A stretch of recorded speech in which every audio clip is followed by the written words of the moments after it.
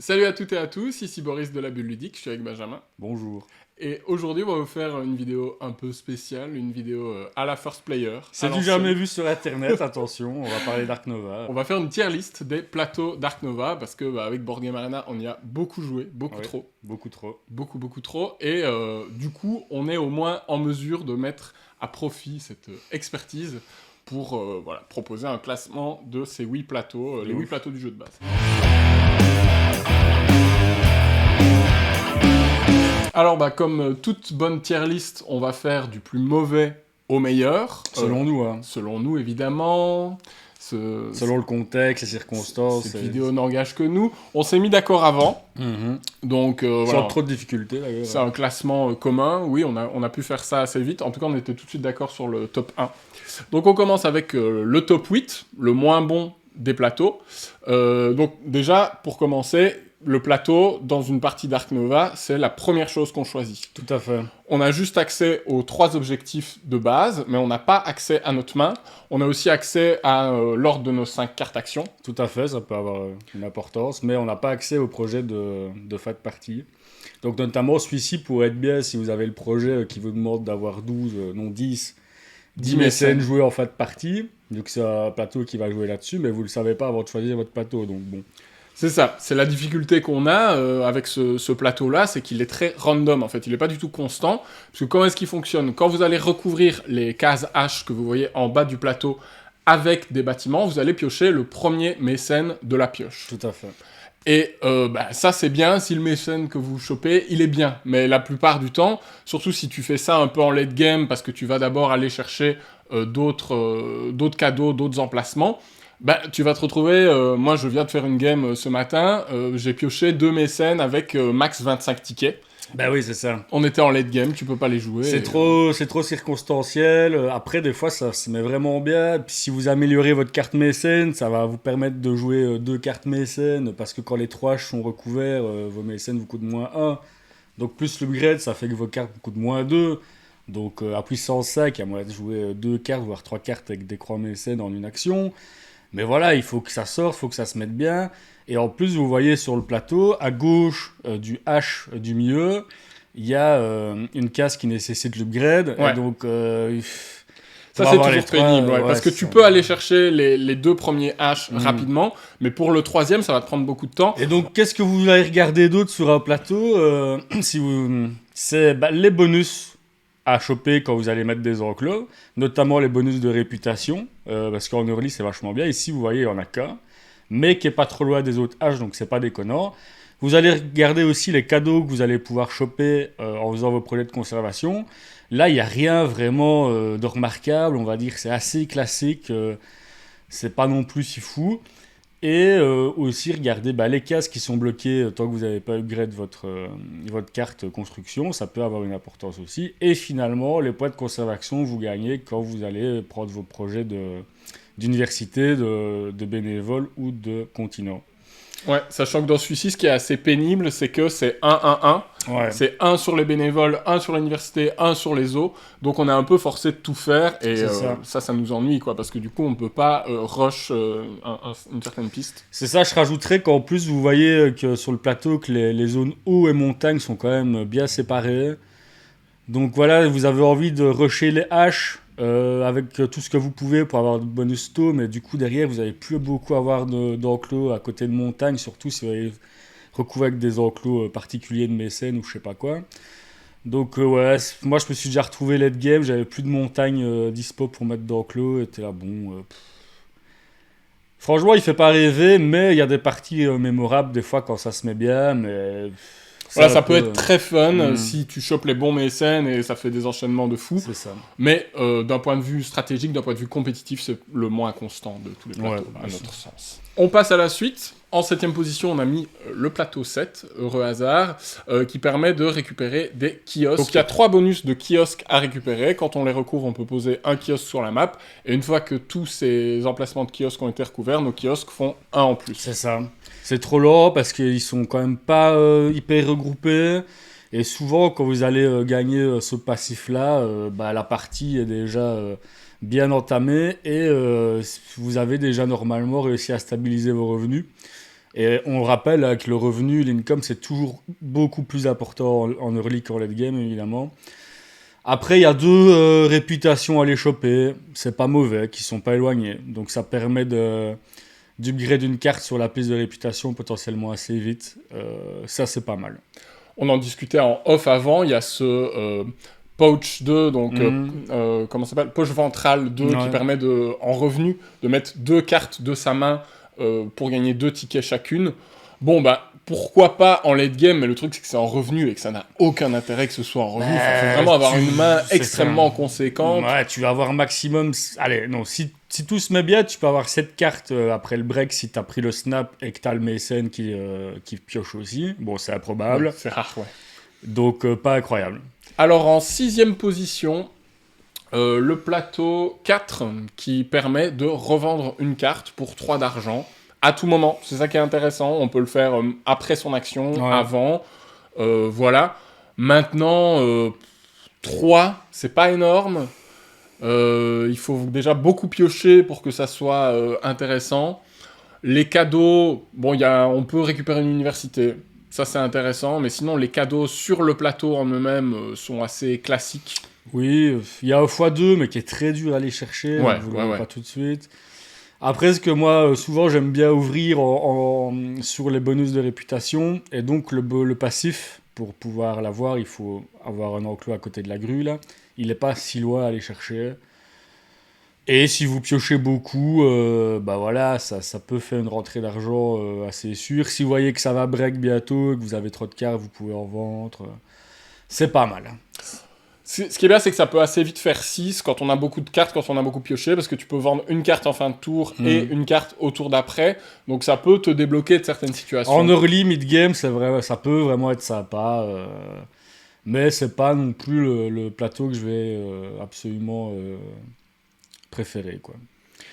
Avec celui-là, on va avoir envie d'aller chercher le snap assez vite pour avoir des cartes constamment en main. Ouais, on va avoir envie d'améliorer cartes et de récupérer un maximum de cartes pour pouvoir vendre constamment et faire tourner. Mais bon, c'est vrai que tu vas toujours te retrouver à un moment avec des cartes qui t'intéressent, même si tu les as piochées au hasard et que tu auras des regrets à revendre. Donc c'est ça qui est compliqué. Tout à fait. Après, ce qui est bien avec ce plateau, c'est que construction, les cases bloquées par construction 2 sont quand même bien rangées dans un coin. Donc c'est pas trop emmerdant à ce niveau-là. On arrive à la moitié de la tier list sur le plateau 1, qui est le plateau avec cette fameuse tour de guet, autour de laquelle on pourra mettre maximum 4 enclos. Voire plus si t'as le mécène qui te permet de recouvrir les rochers, mais bon. Effectivement, ouais. Quand on retourne ces enclos, donc quand on va mettre un animal dedans, on a un bonus de 2 tickets. Alors c'est un de ceux sur lesquels on n'était pas tout à fait d'accord. Ah, tu l'aimes un peu plus que moi? Moi j'aime vraiment bien ce plateau parce que je trouve qu'il donne un quick start vraiment satisfaisant en début de game, où tu vas pouvoir assez vite gagner plein de tickets et du coup avoir un peu plus de revenus. Maintenant, ce qu'il faut bien noter, c'est que ça marche pas avec les enclos spéciaux. C'est ça. Donc ne mettez pas un enclos domestique autour pour vous dire « Ah génial, je vais gagner 3 fois le plus 2 ». Moi, ce que j'ai bien fait avec ce plateau, c'est de mettre l'entrée domestique en bas à gauche, là où il y a les 5 sous. Comme ça vous fait votre enclos à 1 en définitive. Et derrière, ça vous donne la portée pour coller la tour de guet. Ou alors, vous commencez directement au-dessus à gauche pour coller directement la tour de guet. Mais voilà. On se disait que ça pouvait être bien ce plateau si vous avez des projets de relâchement d'animaux. Ah bah ça bien sûr, quand t'en vois il faut les prendre parce que tu vas bénéficier du coup des plus de tickets plusieurs fois et là ça peut commencer à être très très fort. Si en plus il y a grande migration et que ça se met bien, ça peut être le jackpot infini. Mais voilà, encore une fois c'est pas très constant. Donc c'est un bonus appréciable en début de game, mais sur le long terme ça va s'essouffler assez vite. Moi le truc que j'aime bien sur ce plateau mais qui est un peu lent à mettre en place, c'est améliorer le snap et le mécène en revenu. Ouais, prendre ces bonus-là pour pouvoir, dans l'ordre, récupérer un mécène et puis le jouer immédiatement. C'est ça, au début de chaque manche. Et ça peut vraiment... moi, je l'ai fait, j'ai réussi à mettre ça en place 1 ou 2 fois. Et c'est vrai que c'est appréciable parce qu'au final, c'est une action gratuite avec une carte choisie dans la rivière qui est potentiellement prise à votre adversaire sans qu'il puisse ne rien y faire si elle vient d'arriver. Donc... ça peut surprendre. Bon, après, c'est au détriment, évidemment, du revenu et du bénévole, parce que sinon, c'est trop lent. Ok, 4e position, on a ce restaurant au milieu de la map, et pour chaque case qui est recouverte autour, on va avoir plus 1 en revenus, jusqu'à un maximum de 5 supplémentaires de revenus, sachant que là, il n'y a pas besoin, contrairement au kiosque, que les enclos soient occupés. Par exemple. Il suffit que les cases soient recouvertes. Donc on peut y arriver très très rapidement. Donc très vite, c'est possible, avant le premier break, de se faire plus 5 revenus, ce qui est quand même considérable en Early, on va pas se mentir. Et par exemple, en faisant un enclos 2 en bas au milieu, suivi d'un animal domestique ou d'un mécène. Voilà. Si vous avez les mécènes qui font des enclos comme ça en angle obtus, ça peut bien s'y mettre, quoi. Un des défauts de ce plateau, c'est qu'il est fort rempli de montagnes, de lacs un peu partout. Et donc, si vous faites pas attention, ça peut être compliqué de mettre des gros enclos au bout d'un moment, quoi. Ouais, et puis, moi, ce que j'aime bien, c'est d'avoir le bonus en jaune qui permet de construire soit une grande volière, soit un vivarium. Est-ce que ça marche même si on n'a pas amélioré construction ? Ça marche, ça marche, c'est ça qui est fort. Ouais, donc ça, c'est vrai que ça peut être très fort. Maintenant, effectivement, il faut bien faire attention au placement des polyomino. Comme tu le dis, c'est peut-être le plateau sur lequel il faut être le plus vigilant à ça. Tout à fait. Parce que, en fin de partie, si on n'a pas le mécène spécial qui permet de recouvrir les cases de rivières et de montagnes, on peut se bloquer. Ouais. Ça m'est déjà arrivé de ne pas pouvoir jouer à un gros bazar à cause de ça. Et les cases de Bired sont un peu chiantes aussi. Ouais. On entre dans le top 3. Et oui, le podium. Alors, notre choix va peut-être surprendre certains, parce que c'est un plateau, je pense, qui est très aimé. Mais on l'a mis en 3e. Donc, ce plateau avec la grille qui est dans l'eau, tous les enclos qu'on va placer autour de la grille ont une taille virtuelle de plus 2. Donc on peut mettre un enclos à 1, ça devient un enclos à 3. On peut y mettre C'est hyper fort. C'est hyper fort. Donc on peut faire un enclos à 3, avoir tout de suite un gros enclos à 5, un gros animal à 5 dedans. Ça peut vraiment être très très pratique. Ouais, d'autant plus que vous avez un opening qui vous permet de choper haute réputation et assez vite un projet de partenariat de continent, là. Et si vous chopez un projet de continental avec votre association, avant le premier break, vous pouvez déjà avoir upgrade d'une carte de cette manière, c'est hyper fort. En plus, si vous avez des projets de conservation qui jouent sur les symboles de continent, c'est vraiment puissant. Ouais, et là encore, relâcher des animaux est hyper agréable parce que tu récupères tes grands enclos. Donc, comme pour la tour de guet, on va pouvoir mettre 4 enclos de base une fois qu'on aura amélioré autour de cette grille. Donc, bénéficier de cet effet 4 fois et encore plus si on relâche des animaux. Et contrairement à la tour de guet où c'est fort que en début de partie, là, ça peut encore s'utiliser plus tard et être vraiment confortable. Donc, est-ce que ce plateau est 3e ou 2e ? Là, on l'a mis en 3e, ça pourrait se discuter.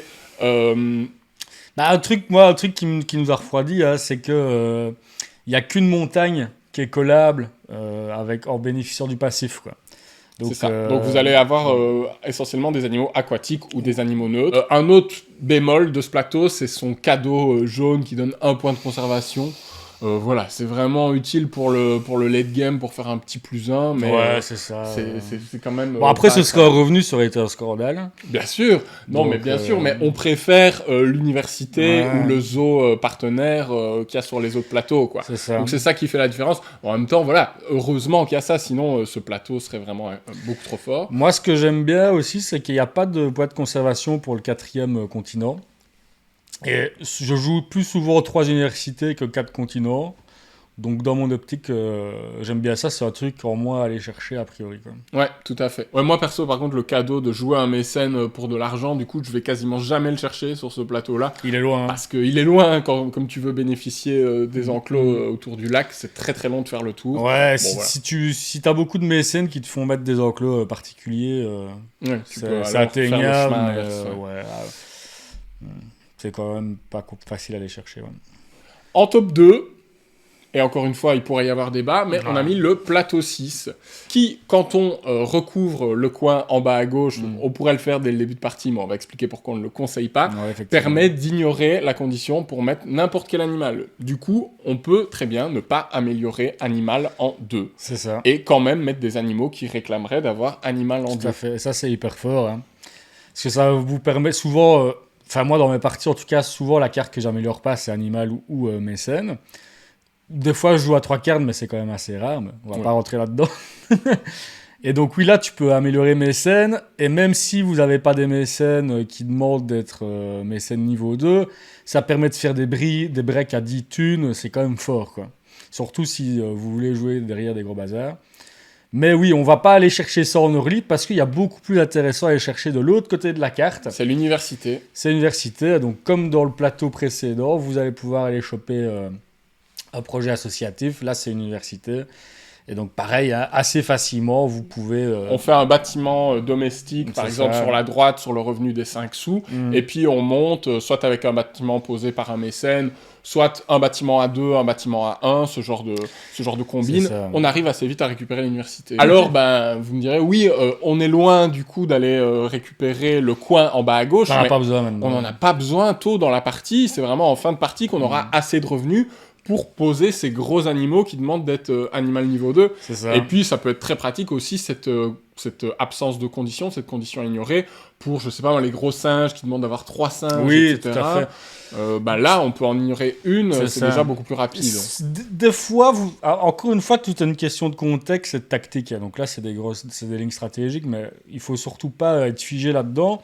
Par exemple, si vous avez, dans votre mat de départ, un animal qui vous demande un partenariat continental pour pouvoir être joué, et que vous avez envie de jouer cet animal parce que ça va bien avec les badges et ce qui est demandé dans les projets de conservation, c'est pas déconnant d'ouvrir à ce moment-là avec le passif, quoi. Et puis, un dernier truc qui est fort sur ce plateau, c'est le cadeau revenu du bas de décaler 2 cartes en 1. C'est absolument énorme. En fin de partie, en fait, ça va vous donner un avantage considérable. Parce qu'en fin de partie, on veut enchaîner souvent les projets de conservation ou les animaux en position 5 pour gratter de la réputation et monter et avoir les derniers cadeaux de la piste de réputation qui sont très forts, qui sont des points en plus, etc. Si vous décalez tout le temps, à chaque break, déjà 2 cartes en niveau 1, ça va beaucoup plus vite pour peu que vous ayez quelques points, vous allez pouvoir enchaîner les actions fortes. Oui, du coup, en late game, c'est pas déconnant de faire association, animaux, et puis vous faites votre break pour avoir 10 thunes, bazar, et ça va décaler, comme ça, vous allez comme ça un peu rush les croisements, quoi. Et étouffer votre adversaire qui lui est obligé de faire des actions intermédiaires pour bien décaler ses cartes et vous en foutez, vous rushez, quoi. Donc voilà, pour cette raison, on l'a mis en top 2.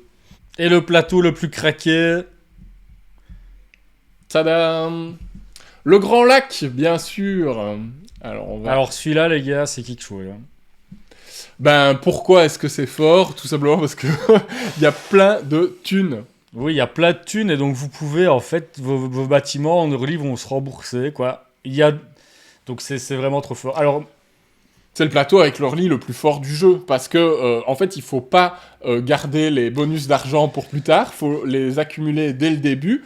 Et là où en début de partie, on se retrouve souvent à poil niveau fric, on est obligé de break parce qu'on est asséché en termes de revenus. Mais ici, si vous ne faites que construire autour du lac, vos bâtiments se remboursent en permanence et donc vous avez la possibilité de jouer 2 animaux d'un coup dès la manche 1. C'est le plateau le plus fort en early et le plus fort en late game. Donc on va expliquer pourquoi après. Moi, dites-vous les gars, et les gars aussi d'ailleurs, une fois j'ai eu l'hydrologue dans ma mat de départ avec ce plateau-là.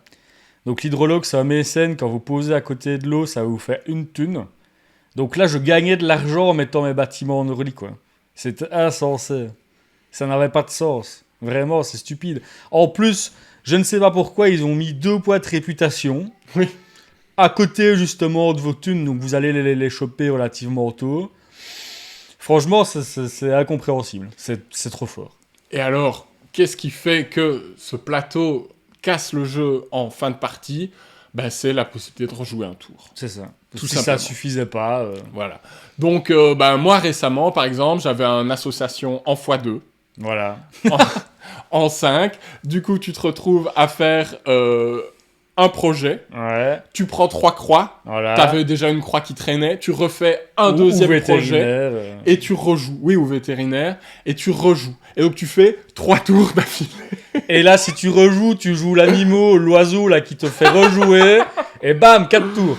Le fameux oiseau avec détermination qui te permet de rejouer un tour. Non, tu peux.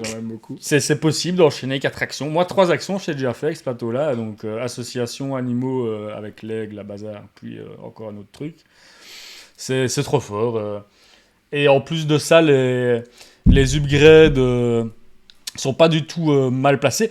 Moi, j'aurais trouvé ça sensé que le bloc de construction upgrade soit, par exemple, décalé de 1 sur la gauche, quoi. Ça colle la frontière. Et comme ça bloque le point de réputation qui est au-dessus à gauche du reste du plateau. Parce que là, tous les blocs sont en haut à gauche, ben vous snobez cette partie-là, ça vous fera des thunes quand vous aurez débloqué upgrade niveau 2. Enfin non, c'est vraiment... je ne vois pas de défaut à ce plateau, réellement. Le détail qui tue, pas de conservation à aller chercher sur les 3 bénévoles. Oui. Donc, du coup, on n'a pas besoin de recruter les 4. En fait, on peut se contenter d'en avoir 3 pour pouvoir faire 2 projets de conservation dans la Manche. Et on peut se concentrer en premier sur les universités, qui sont souvent plus appréciables pour monter en réputation que les zoos. Prendre les zoos éventuellement en lettres. Et voilà. Tout dépend des projets de conservation, mais oui, globalement, ça va être ça la strat. Et à votre premier projet, vous allez pouvoir choper l'income des 5, du coup. Parce que la réputation va monter normalement assez vite si vous partez université, plus les 2 points de réputation qu'il y a sur le plateau. C'est ça, donc du coup, vous avez une somme considérable à dépenser, puisque vos bâtiments sont remboursés, vous avez les 5 de revenus, donc... non, il faut prendre... Si votre objectif est de gagner, si vous êtes dans un axe compétitif et qu'on vous propose ce plateau parmi les 2, prenez-le, ne réfléchissez même pas. C'est le seul plateau où j'ai dépassé les 100 de thunes une fois. Pas en income, hein, mais j'avais plus de 100 thunes en stock. Parce que mon adversaire n'était pas de break, etc. aussi. Mais avec l'hydrologue, j'avais aussi l'explorateur, là, qui vous fait des thunes et des tickets quand vous jouez à nouveau badge. C'était la fête du slip, vraiment. Et jouer à Ark Nova sans se préoccuper de l'argent, c'est bizarre. C'est pas le même feeling. Tu dis 12 thunes pour un don. Oui, tiens, prends-le, frérot, y a pas de souci. Alors, sachez qu'il existe ces plateaux supplémentaires, donc ils étaient à acheter à 5 €. C'est un recto verso. Il y a cette face-ci qui permet de poser des animaux des différents continents et d'aller gratter un petit cadeau. Si ça match. Voilà, à chaque fois que ça match. L'autre plateau offre un autre bonus qui est creuser 1. Jusqu'à 3 fois dans la partie, vous allez pouvoir placer un animal que vous défaussez en face d'une des flèches et vous bénéficierez de ces icônes, comme s'il était dans votre zoo. Donc voilà, ça vous permet d'aller gratter des badges pour les projets de conservation. Sachant qu'on rappelle que Ark Nova, c'est avant tout un jeu de badges. Ouais. Il faut choper les bons badges au bon moment, dans le bon tempo. C'est ça le jeu. Pour faire les objectifs et ouais. Donc du coup ça paraît assez fort vu comme ça. On va pas donner un avis dessus parce que moi j'ai joué 1 ou 2 parties. Bah, pourquoi ? Parce que pour le moment on joue plus en physique parce que on y joue déjà tellement énormément en ligne. Des fois on enchaîne 2, 3, 4 parties sur la journée que si en plus on y joue en physique, on va vraiment plus être obsédé par ça. Ouais. Donc voilà. Peut-être qu'ils seront implémentés plus tard sur la version BGA et on aura un avis dessus, on fera une update. Mais voilà, pour l'instant, on les a pas inclus dans notre tier list. C'est ça. Voilà, on espère que cette proposition vous a plu. N'hésitez pas à débattre dans les commentaires, c'est fait pour ça, de vos plateaux préférés, de ceux qui vous paraissent les plus puissants. Il y aura encore plein de choses à dire sur Ark Nova, les cartes les plus puissantes, les stratégies. Mais maintenant, il y a beaucoup aussi d'éléments qui sont contextuels. Oui, de toute façon, c'est un jeu, il faut le sentir, il faut que vous soyez calqué sur le tempo. Le plus important dans le jeu, c'est le tempo avant tout. Si vous voulez plus de contenu sur Ark Nova, dites-nous, notamment une partie commentée, pourquoi pas, que ça soit en live ou en replay. Et on se retrouve bientôt pour une prochaine vidéo. Tout à fait. Salut, ciao, bon jeu par chez vous.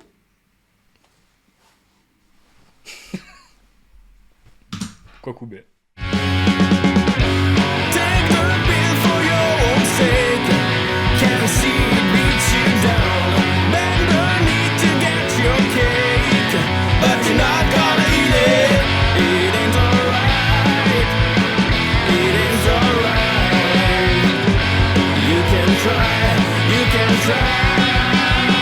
Try to say goodbye.